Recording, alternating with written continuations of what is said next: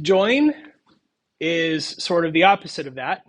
If split is breaking things apart, then join is gluing them back together. And the interesting thing about join that you need to remember is that it's a string method. It's not a list method. So it belongs to a string, and it uses the list as an argument. The string that I give it to start with is the glue if I'm gluing it back together.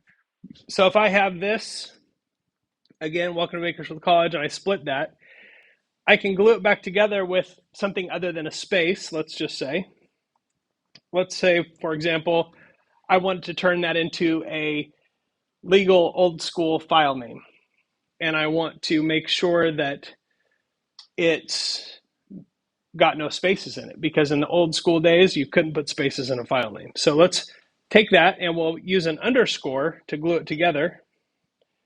And I will join that and I give it the array as an argument.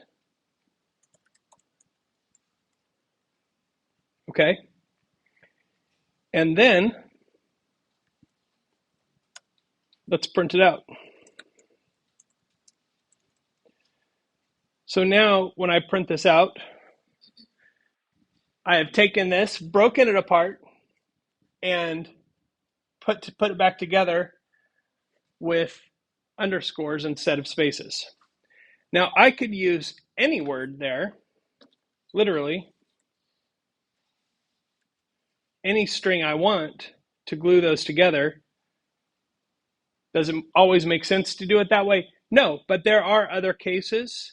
There are times when you might want to use the pipe character.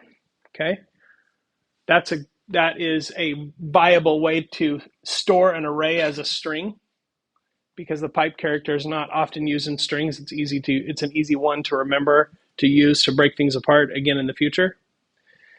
So there are lots of things you can do with join, but that's a string method. And the thing to remember about join is that you start with the character you start with the glue, and then you use dot join and you give it the array that you want to glue together as an argument.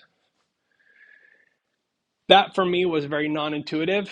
Could be because I use a lot of other languages before Python, and Python is really the only language that does it this way. In a lot of other languages, join is either a basic function or it's an array method, not a string method. That's just how Python rolls. So just remember it that way. Okay.